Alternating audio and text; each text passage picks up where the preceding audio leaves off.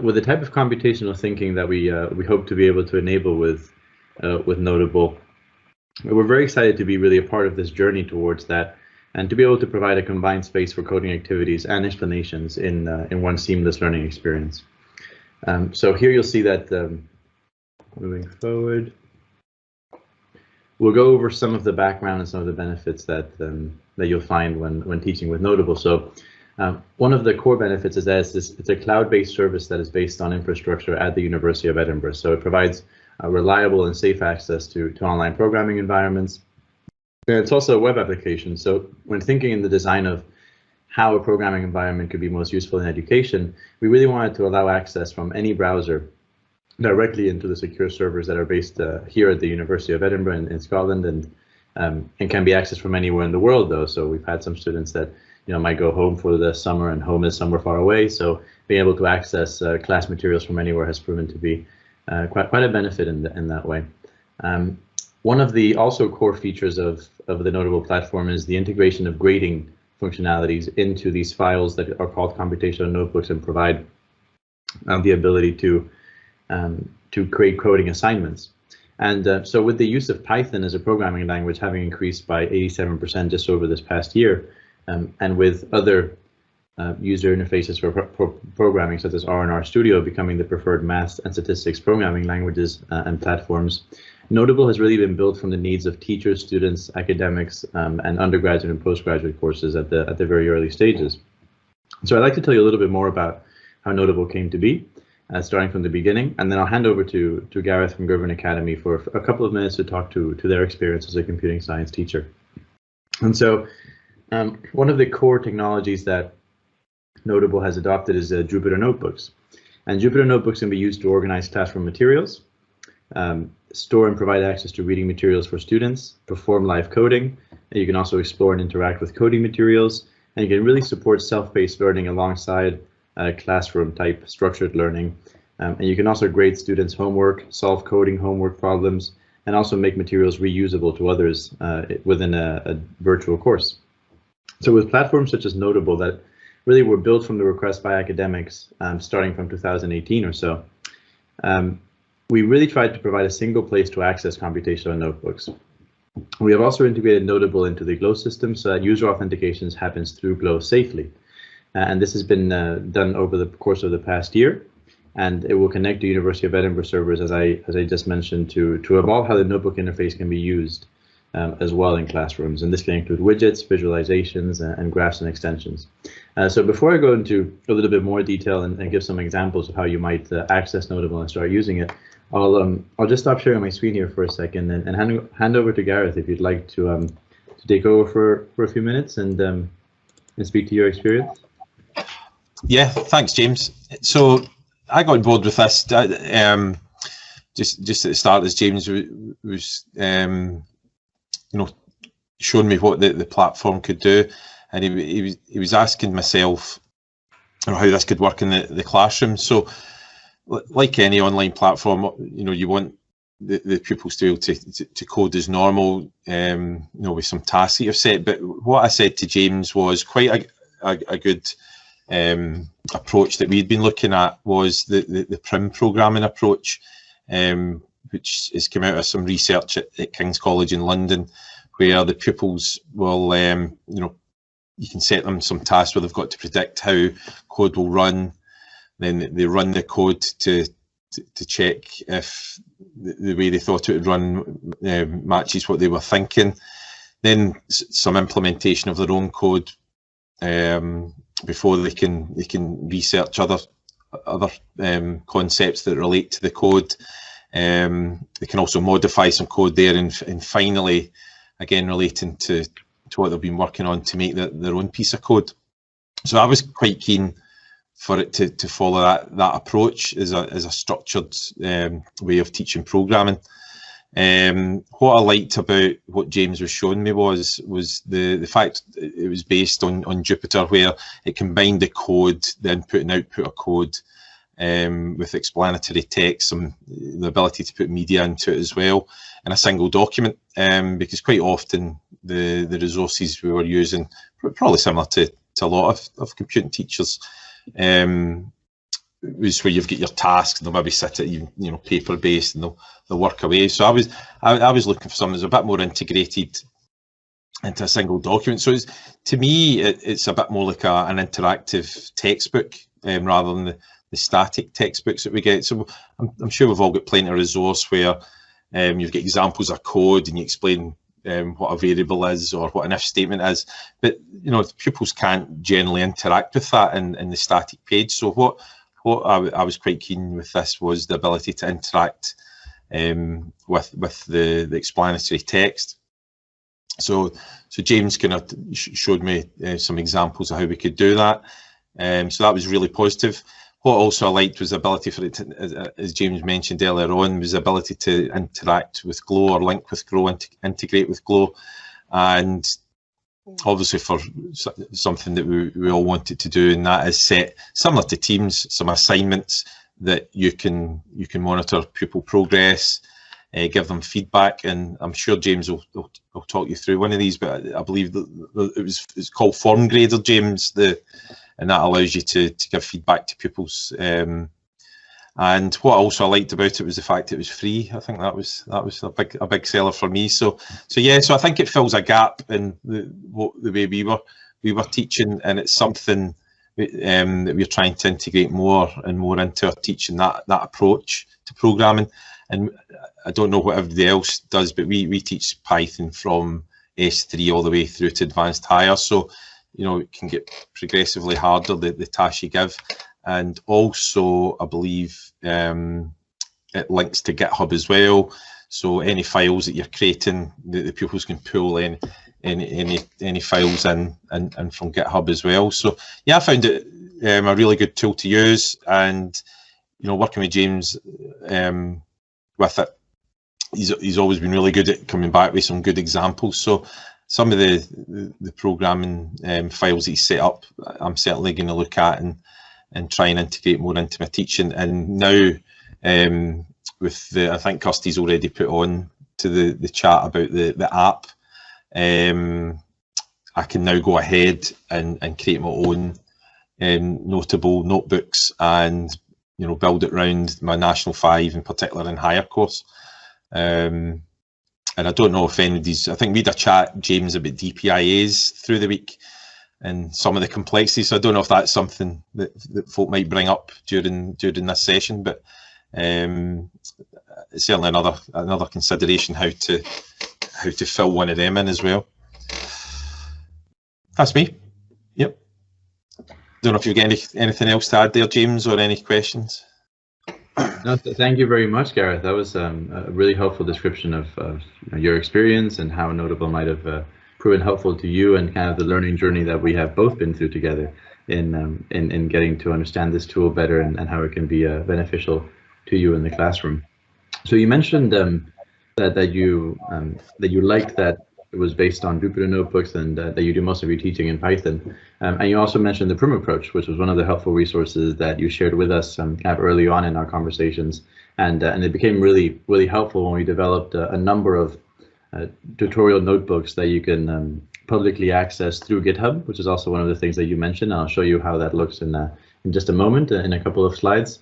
But what that allows you to do is to upload any type of data set or computational notebook onto a URL, and that URL can then be used like you would use a Google Doc sharing URL with other users of Notable. So that I'll show you how you can, with one click, find a pop-up box to put the link through, and then that will give you the data that's held within that URL on GitHub, which is GitHub is basically like your, if you're not very familiar with it, it's like your Google Drive for code in essence. So I'll go back to my slide here and kind of continue from there, because much of the information that you shared, Gareth, is really the result of this journey that the Jupyter Notebook interface has been through, from its inception to modern day. And let's see, am I sharing the right screen here? You can all see it, hopefully.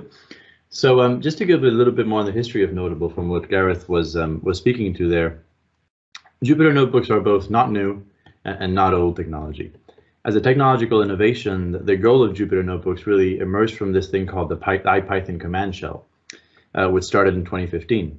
And the goal has been to support interactive data science and scientific computing across programming languages from the beginning by developing open source software by contributors from across the world. So it really has been a collaborative process in building the Jupyter Notebook world, really. Software engineers at Edina have been some of the key contributors to the Jupyter project as well. And many of the results of this project have become some of the core elements in Notable. So in the next few slides, I'd like to show you the main view of Notable in a web browser. But I will first note that Jupyter Notebooks have 3 language agnostic clients, or the front ends of Jupyter Notebooks, in which users can enter and edit code and text. I mention this because it's relevant when you think about the technology that goes into computational notebooks and allows you to do different things with them. So firstly, there's the plain text front end, which is the console, and you can see as the terminal. And then there's the graphical front end, which is what allows you to run visualizations and graphs and videos and media, as Gareth was just mentioning. But however, the front end really that's of interest to us is the web-based front end, which is what we call the notebook. And that has been in use since 2018 across a number of programming languages, users, and computational cultures, so across academia and industry, and in many situations managing data.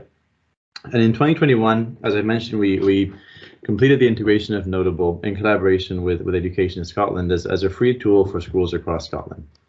So, move one slide over. So we've had a look at the route to Notable, how it really started from some curious teachers and instructors that requested a service such as this, where you could both execute code and have explanatory text side by side and do some more nifty things with what used to be the standard Word-like file format. And that led to the rise of computational notebooks in education and as a core element of educational technology. So I'll go through some examples of teaching with the Notable toolkit and how it can provide secure access to coding environments and support materials, as well as giving some examples of the benefits that Notable might provide in teaching and learning online by giving access through a browser and as Gareth mentioned, through your existing authentication such as Glow, by giving you the ability to build programming activities and exercises online and help you save time with auto-grading. That's something that can be used to many different methods to save time in managing coding assignments and release them to students, all through Notable. And all of this can hopefully show how this is a package for developing computational thinking and key data science skills that will only go up with time in terms of requirement. So just pulling this this little image here. This is an example of a Fibonacci sequence being run in a notebook. And as you can see here, we have some data being run. We have a visualization that's being spun out from it. We have some code run. And we have here the output of that code. And this is an example of an early use case for notebooks, which combined this type of code cell with the output of it in one place. And if I show here another example, this is a slightly more complicated example of how a notebook client allows users to combine code, text, images, mathematical equation graphs, and more in a web browser. So here are all of this thing all of these things that you can see here, like the widgets where you can change the angle, the time, and these different elements that I'm not 100% sure of what they mean. These are all widgets that you'd be able to execute in the notebook and change the parameters, change the figures that you're working with, so that in real time you could be analyzing data and seeing the effect of your kind of tinkering with code. And when combined with innovations in grading and assessment, the teacher can also manage this code and create coding assignments and activities with their class. And so here I'm showing you an example of how really fueling our aim to improve the tools and workflows that teachers and students get when working with data and with coding. We also wanted to develop not just the platform, but templates, tutorials, and video guides that could help support and provide materials and guidance to make the most out of Notable, and to help make it a valuable go-to when planning and teaching. So starting in 2018, this is where we are now in terms of being able to provide a Notable website where you can find usage and teaching guides, videos, FAQs, exemplars, there's more, and you can see here. And most of these are clickable links that take you straight to the resource. alongside exemplar notebooks that can be added to Notable with one link and one click, as I described a second ago, using a button on the dashboard that I'll show you in a moment, but where you can add a URL that will import whatever lives in that URL space, which is how you would share a file with Google Drive or OneDrive. So going forward into, let's see if I can, there we go, showing you how you can log into Notable's homepage directly from Glow. So as you can see, step number one would be to log into Glow using the ARM Unify page that I'm sure you're all very familiar with. So once you've logged into here, you'll be able to find the Notable application through the app library on Glow. And this will lead you to is this this guided tour of the Notable service before you're launching the service to access computational notebooks. So here in this first page, you'll first see a Welcome to Notable pop-up window, and then you'll be able to see a brief description of the language selection drop-down menu. And so if you click on this drop-down menu here, you'll get the different options for the types of notebook that we have available through Notable. So the predefined one will be the standard notebook, which is based on Python 3. But as I mentioned earlier, Notable also supports R and RStudio and other programming languages as well. And all programming languages will come with pre-installed libraries and packages that are, proven to be some of the most popular in education and data analysis in general, so that you don't have to worry about installing packages or libraries for your class when accessing notebooks with Notable. And so once you've completed the guided tour, and hopefully it's answered any questions you might have had about Notable, then you'll find yourself in the Notable dashboard. And here you'll see that an example of my own dashboard on Notable, which is pretty full of folders, and an example of a notebook there at the bottom, which is the .ipynb file. And in these folders, some of these folders will show things that I've imported using this button right here, this +Git repo button that you'll see. And for this button, what I can do is add the URL that I mentioned from GitHub a second ago, and that will allow you to import any data. And we have a suite of notebooks available that have been designed specifically thinking of the computing science curriculum across all levels from Nat 3 to advanced higher, and those can be imported with one click using the +Git repo button. You'll also get some information on your disk space and what you have available to you. So you'll get a green bar to signify that, and each one of the users using Notable will get access to 4 gigs of RAM and 10 gigs of storage. And you'll also be able to have clean your notebook environment if needed with the empty crash button here. So once you've accessed your Notable dashboard, and it was the first time you're accessing this, you'll probably find no content here, and you'll just see no items to show. So the first step that you would want to do in that case is probably either upload some notebooks that you might have already worked on, or some data sets that you want to have on Notable, or to start a new fresh notebook. And I'll show you what that looks like in the next slide. But what we would suggest for one of the first steps when accessing Notable for the first time would be to find that link that we have publicly available to those resources, and to add them into Notable with the +Git repo button. And I think they'll be titled Notebook Exemplars for Glow users, just as you can see here. And then it'll be a folder full of notebooks and example content. And so a few more things to mention in terms of the available support when you're first accessing and setting up with Glow.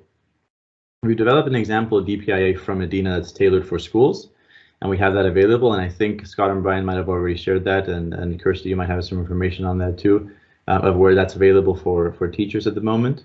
And we also have some further ongoing support and FAQs that we've developed and shared with Education Scotland for sharing with teachers when setting up with Notable.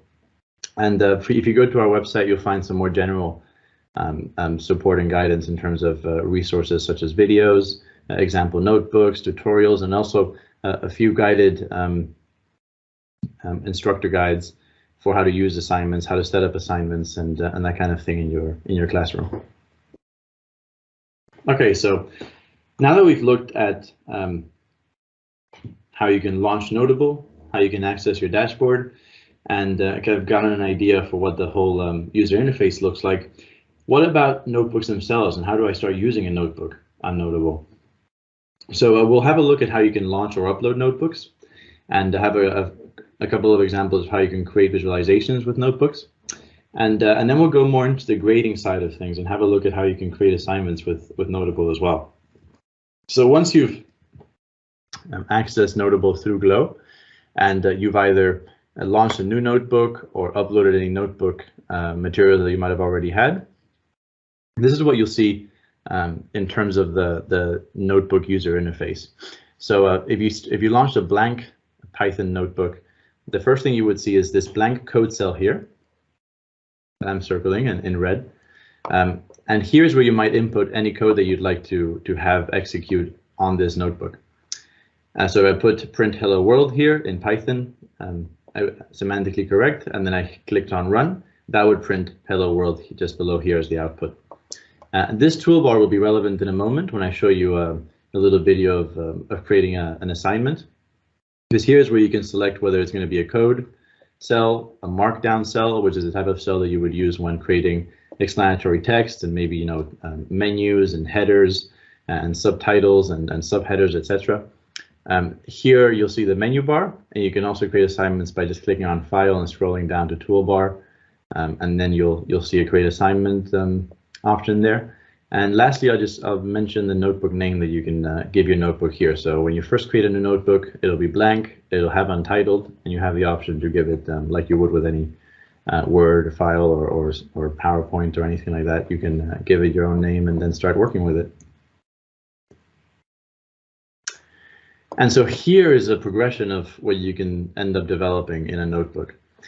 So going from here to here, what I've done is use the markdown cell type to give headers to these to this text here, and this is an image of a notebook. But if I double-clicked in a notebook on this, on Notable, I'd be able to increase the size, lower the size, and we also have links to how you can use the right commands on Markdown, because Markdown is essentially its own type of programming language for working with explanatory text. So there are a number of little commands and parameters for setting the colors, for setting the bold text, italics, size of text, etc. And so this can help when creating class tutorials and maybe distinguishing between some of the material in the notebook. So you might decide that in blue you'll have the instructions and goals for that class set, that in yellow the exercises will be highlighted, or that in red the error and alert messages that students should look out for will be identified.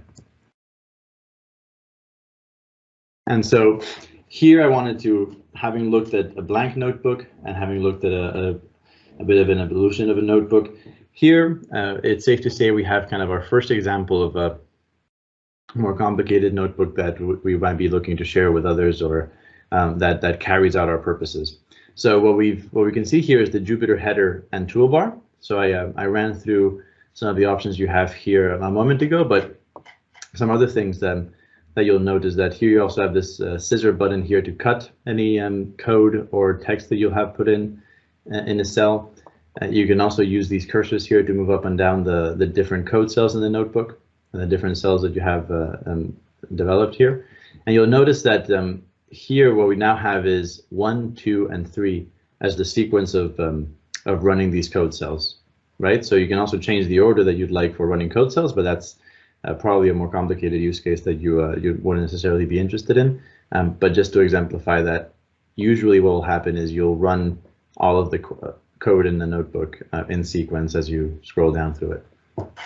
So here in this my first plot title, this is an example of a markdown cell with a title, an explanation, and an equation here. So this equation isn't being run in any way as code. It's not doing any calculation, but it's providing an example of an equation as explanatory text using the markdown cell type.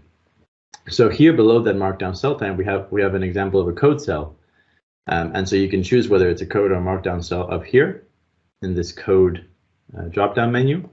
And so a code cell is, in this example, setting things up and adding some extra libraries. So with Notable, for example, NumPy and Matplotlib come pre-installed, so you wouldn't have to to do any installing such as here, but it gives you an example of what it looks like to install libraries as you would when you're using other programming environments. Here is another example of a markdown cell with a short explanation. And then down here you see code cells that assign 2 array variables and make a line plot from it. So here you see an example of this line plot here, an oscillating wave. And it kind of exemplifies how you could start running both a classroom, but also maybe like a lab experiment or other types of data analysis on a notebook. So there we go in terms of showing some examples of a blank notebook progressing to a more complicated notebook. But moving on to how assignments work with computational notebooks and with Notable.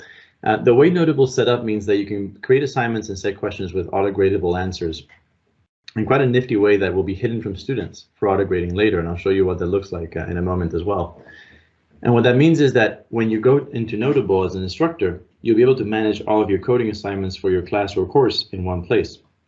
So you'll see, as Gareth mentioned earlier, there's a form grader tab that only appears for instructors because Notable can authenticate you as both an instructor or a student when it checks with Glow what type of user you are.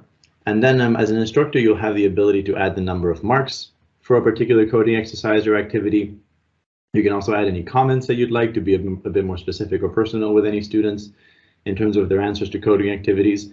And you can manage your assignments from one place where you can both generate an assignment, you can release it to your students, and then you can collect from your students to release the grades on Notable. So here's an example of a couple of assignment questions that I have here. As you see in the cell toolbar, I click on Create Assignment, and then I have some extra options where I can decide what kind of answer I want to make that cell type, or whether I want to make it an auto-graded answer or an auto-graded test. In this case, I want to have this cell be worth 2 points, and if I give it a cell ID, that can match up and keep track of what the different cells are doing in my assignment notebook. And so here is another example of a coding activity question, in this case with 3 points. And this question here has been given an ID that describes the question above. And so here's an example of how you can create an assignment in a computational notebook from Notable. And I just wanted to really zoom in on one of the processes that is happening here, because in between these hashtags, and you'll see that there are 3 hashtags at the beginning and 4 hashtags at the bottom of this section. The hashtags themselves are what tell Notable to mark which part is the solution to this coding activity. And so when we generate the student version of this assignment, the solution within this code cell will be replaced with a placeholder. So instead of showing this code to your student, it will instead hide it and have the text write your code here for the student to then complete the assignment, while Notable has hidden the solution but is remembering it to check against when it's auto-grading later and make sure that the student put the right answer, or to give them the wrong answer, and whether to decide to give them the points associated with that answer or not. And so when you click on the Form Grader tab, this is where you'll be able to manage all of your assignment notebooks on Notable. So if you click here in Form Grader on your tabs when you've accessed Notable, it'll take you to this Manage Assignments window, where you'll be able to add a new assignment here by clicking on this button. And then once you've created that assignment, you can set a due date. You can add any pre-existing work you'd like in terms of uploading a file, or basically what you can do is manage the space where this assignment file is going to live inside your own Notable user space, and that will be the assignment that can be managed by yourself as the instructor and sent to all your students. So you'll be able to then edit and generate the assignment, and when you've clicked on generate, what that does is it checks the code that you've written in the notebook to see if there are any answers that it can recognize as being auto-gradable, and it can read things such as the the begin and end solution hashtag section that we just looked at. So once you've generated the assignment notebook, you'll be able to preview it and then release it, and these buttons will become available as you go along. So a pop-up window will come up and say you've been able to successfully generate the assignment, and then you've successfully released it. And then when it's time to collect, you'll be able to click on collect as well when you have submissions from students. So that's kind of an overview of getting started with setting up assignments with Notable and coding activities. And so just to start wrapping things up and provide some further information on how we can help get you set up with Notable. As already mentioned, as we've seen an example of, the Notable service is fully integrated into the Glow system and it's authenticated via Glow. And this is very relevant when you take into account some features such as distinguishing between instructors and students for assignments, security and reliability of it being a cloud-based service that you can access through an existing system, and also allowing for you to import data into Notable in a secure way that will go through the Glow system. As I mentioned earlier, we have developed a DPIA for Glow users as a reference template, and we have also ongoing help desk support for any issues that you might have when using Notable. So we have a contact us button on the website on the top right, and we have a Twitter account as well where you can reach us with any questions you might have, or if you ever run into any issues when using the service.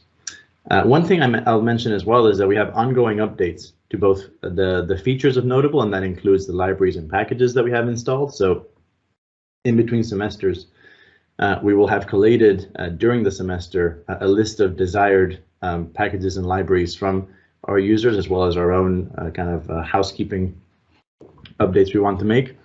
And during the term time, we'll gather these together, review them, and then in between terms, to ensure maximum security and to minimize any risk of downtime for any users, that's when we will release the updates. So it gives us a nice user feedback cycle for features and benefits as well.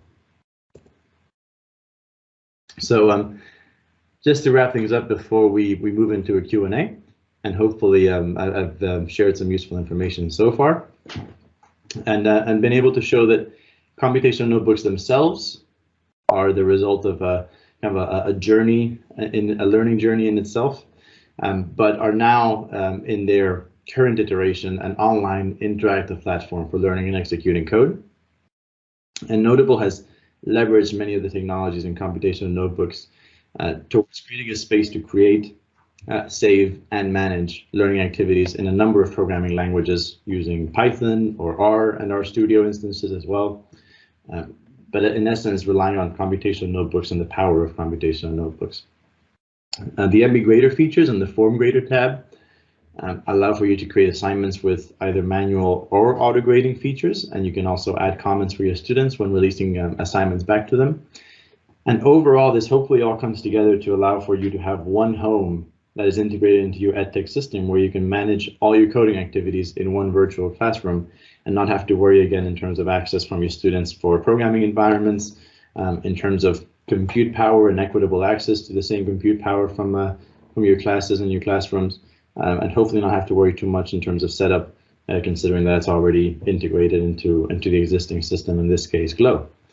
So I think that will be the end of my presentation, and a couple of quick kind of starting questions here to move into the Q&A. So the first question is whether you see yourself using Notable in your teaching, if you've seen anything mentioned here that that has piqued your interest or that has helped you identify a use case for Notable.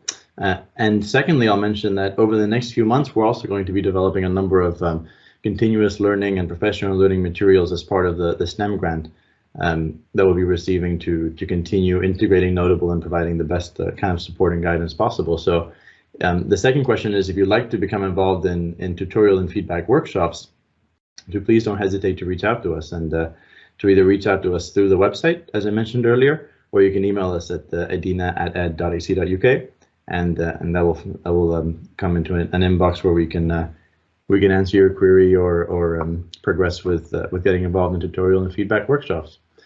But I will stop there, take a breath, and see if there's any questions that come in to begin with. Or see if there are any thoughts that that have been shared on the chat so far. James, I'm just trying to answer the kind of DPIA questions as they've kind of come up, but just to say that, yeah, to access a national app, you have to get in touch with your Glow key contact, who will request our form and the application request, and that comes mostly, that's quite a short form, it comes mostly completed, and in fact somebody at the Glokey Contacts meeting today shared their version of it with all the other Glokey Contacts, so that should be relatively straightforward.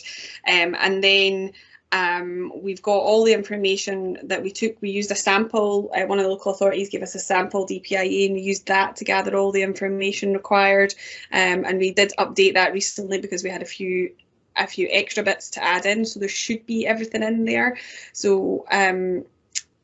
McCart's asked that there doesn't seem to be any mention of pupil data in there, but everything should be in the form, unless you want to say anything about that, James. And also what I would say is, if you all the Glokey Contacts know me, so if you speak to your Glokey contact and there is something in the DPIA that they can't complete, then please just ask them to come to us or myself, and then we can always work with James and make sure we get that information for you. Yes, absolutely. Thank you, Kirsty. I was just picking up on some of those DPIA questions, but I will add that in terms of the data retention and for students, where grades and assignments might be kept, I think some of that information is in the DPIA, but we also have a data retention policy that is actually just on our website, and I'll drop the link on the chat just now. But here you'll find information on our user account data retention. And so the schedule that we go with is once an account has been tagged as suspended, so that might be when we recognize from GLOW that that person no longer has access to GLOW, or that their association with the school has been removed. That triggers the schedule where for 150 days their access to Notable will have been removed as well. And then after those 150 days, another 180 days are counted, so that after a total of a year, all of the data associated with that account will have been removed. So it's an automated process that we're also have putting the polishing touches on, because it will vary across different systems as well slightly in terms of how we manage it from an infrastructure perspective. But hopefully that's helpful, and there's more information in that link as well. And I'm just going to put a link in as well. If you don't know who your Glokey contact is, I will put the link in so you can find out who they are, because they're really, because this is GLOW, I would suggest it's your Glokey contact you contact rather than your IT department. I know that might be the same one and the same person, but in some local authorities that is not the case.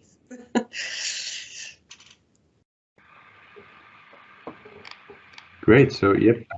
James, I was thinking, if you had some example notebooks, would it be worth showing a couple of them?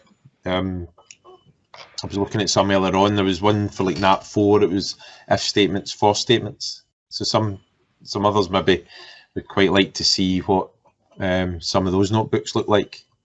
Absolutely, and I will actually take this opportunity of you mentioning this, Gareth, to start sharing my screen again, and I will show you some exemplars and exactly where you can find them and exactly how you can get them on Notable as well, for reference. So I thought that this might be a couple of steps ahead of you starting to use Notable, and kind of start playing with it and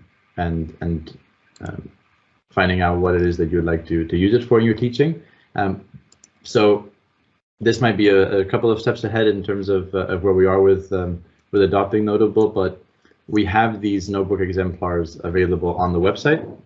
If we just click on documentation here, so notable.edina.ac.uk, and then on the top you'll see a documentation tab.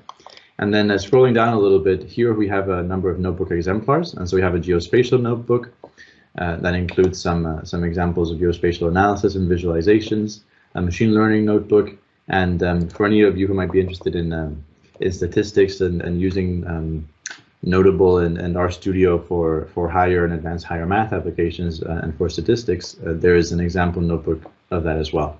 So now that I've clicked on that, you'll see that this is taking me to the GitHub page for it, and here is the notebook, right? So this is what files live in this GitHub repository, and this IPYNB file is what I'd be looking to gain access to.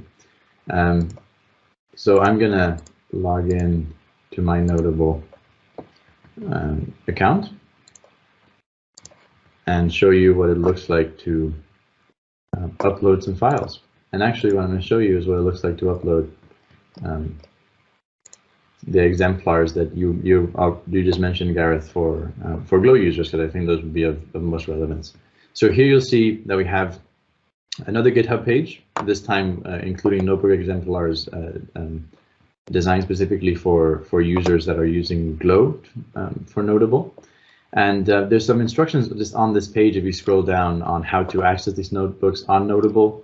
There's some references given of how these exemplars were designed and developed, including the Prüm approach, which you mentioned earlier on, Gareth, and Geeks for Geeks and the Scratch Qualification Authority curriculum for computing science, and also touching on statistics and mathematics. So if you keep scrolling down, you'll see some more detailed description of what these notebooks include, as well as some pointers of how you might want to start using them. But say I wanted to, once I've had a look at all these resources and information here, add these notebooks to Notable and start using them, all I would need to do is copy this link. And then if I click on the +Git repo button and paste that link over, one caveat point to make is that this branch here that is pre-filled as master needs to be changed to main because of a recent change to GitHub and how it works.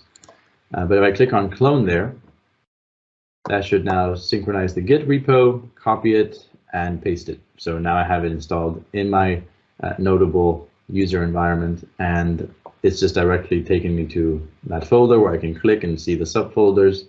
And for example, let's say I want to go to a higher arrays computational notebook tutorial example.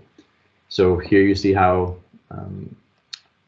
simple it can be to import files into Notable, including a large number of files across different folders, and then start working with it. And one last thing I'll mention here is that if I double click on this, one thing I mentioned earlier is how this is a markdown cell where you can do a bunch of things for explanatory text. In this case, what I can show you here is that I've added an image from a GitHub repo as well. So if I just add this image here and add the exclamation mark at the beginning, it tells that cell to execute that image when it's being run. And I can do the same thing for example, here I can make this smaller. I think, yeah, I can make that smaller by adding a hashtag, or I can keep it the same size by removing that.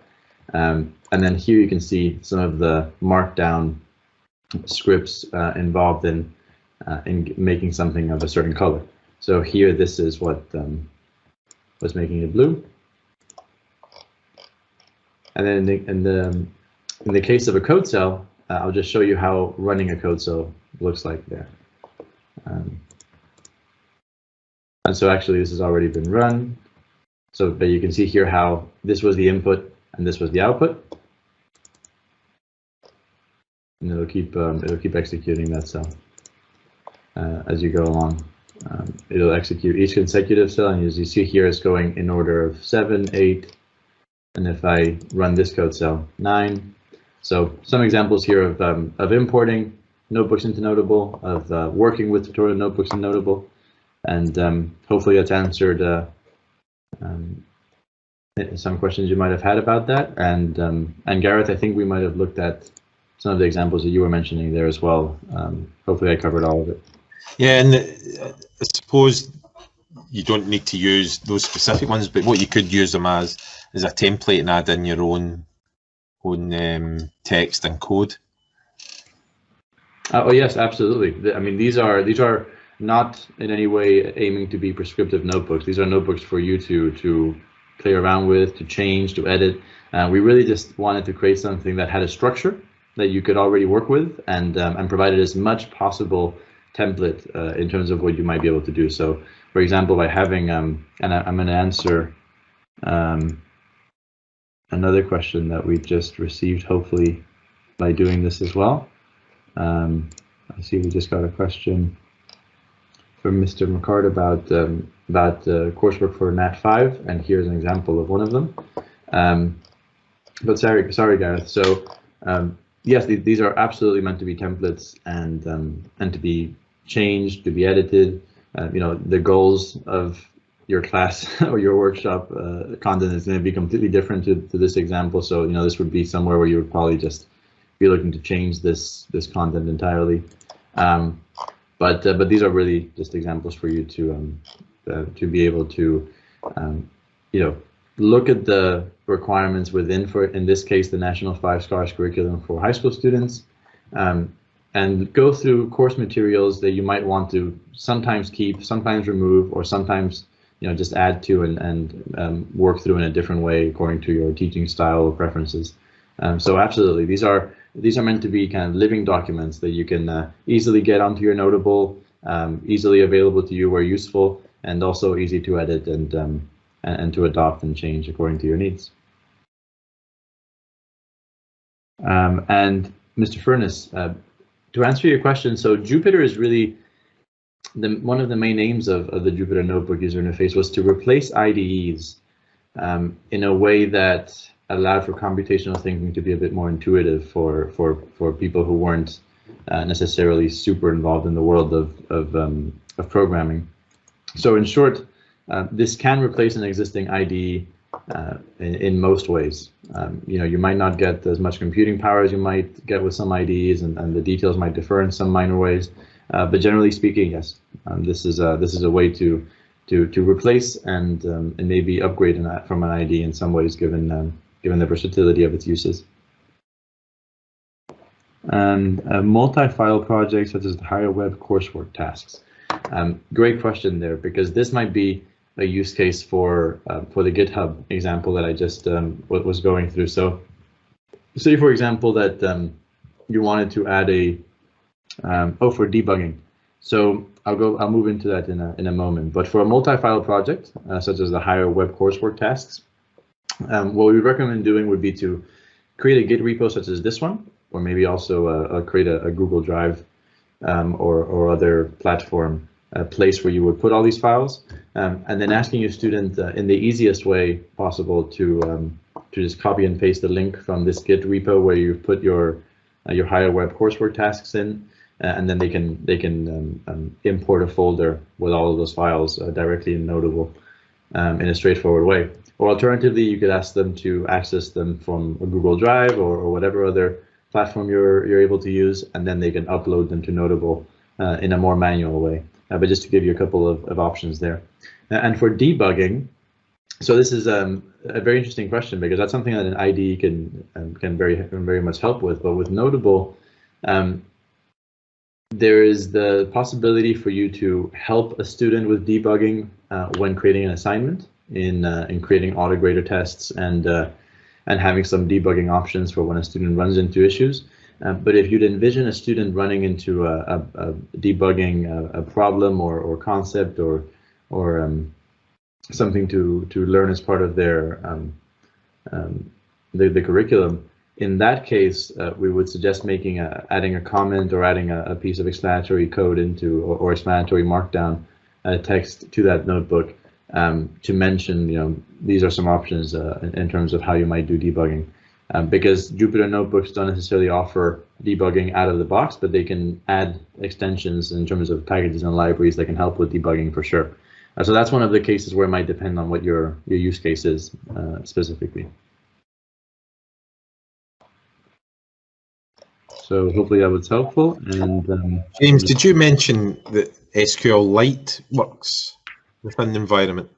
Yep, absolutely. So I'll go into a little bit of detail of what's available to you and other programming languages, because, for example, so while Notable doesn't currently support HTML, it can generate an HTML file in the form of feedback for an assignment for a student. But going back to SQLite, I will show you our notebook descriptions page, because it's relevant here, where if you go to our webpage and documentation, you'll see a link to the notebook descriptions page. And if you scroll down here, you'll see that SQLite will be included in a number of these notebooks. So I'm just going to show there. So it's showing up 8 times, which means that it's in the SACE Math notebook. It's in the RStudio notebook in the form of our RSQLite, of course, as well as in the R with Stan notebook, which is an instance of a Jupyter notebook running R with the statistical programming language Stan. It's also in the language and machine learning notebook. It's in the chemistry notebook, in the geospatial notebook, and of course in the standard notebook. So that means that this is a pre-installed package that allows for you to run SQL database. It's a self-contained SQL database engine, and so that's a way to run SQL with Notable, and it comes out of the box as well. But this also exemplifies how you could, using Anaconda, which is something you might have heard of before, or you might have heard of pip as well. But using Anaconda or pip installs, you can pretty much install any available package or library for Python or for RStudio directly on Notable if it's not there already, by just doing a command such as this one. So if SQLite wasn't pre-installed in Notable, you'd also be able to manually install it by adding this code and running it on Notable in a notebook. So hopefully, Gareth, that answers the question about SQLite. Yeah, because it goes back to, I suppose, the previous question about running multi-file, particularly advanced higher level. You might want to run a database along with Python code. Oh yeah. So you should be able to with SQLite as well. And then I'll just mention that as part of the workshops that were mentioned at the end of the presentation there for any interest that you might have to join those.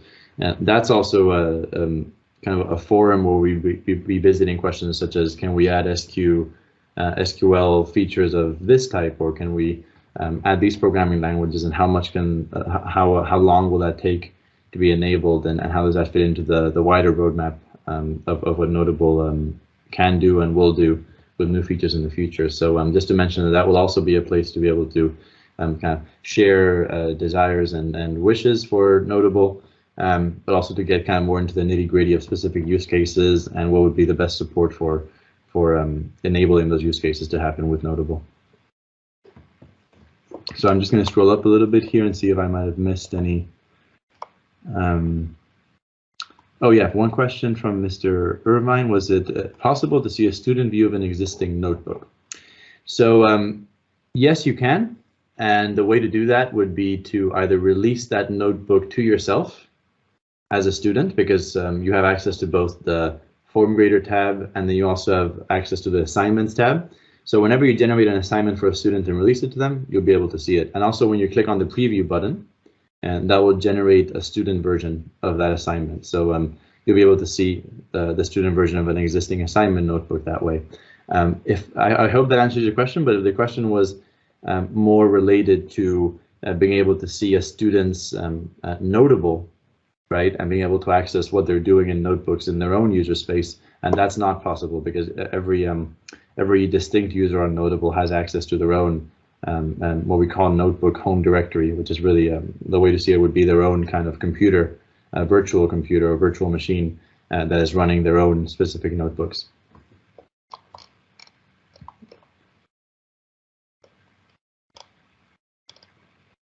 I'm just scrolling up.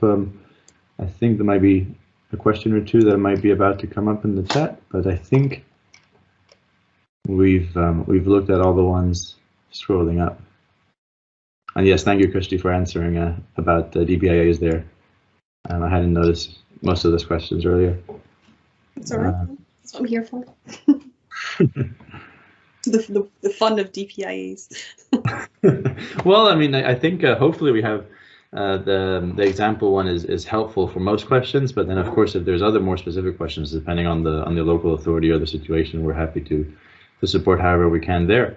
But just seeing there's no more questions, it seems, so we seem to be also right on the dot because it's about to turn 5.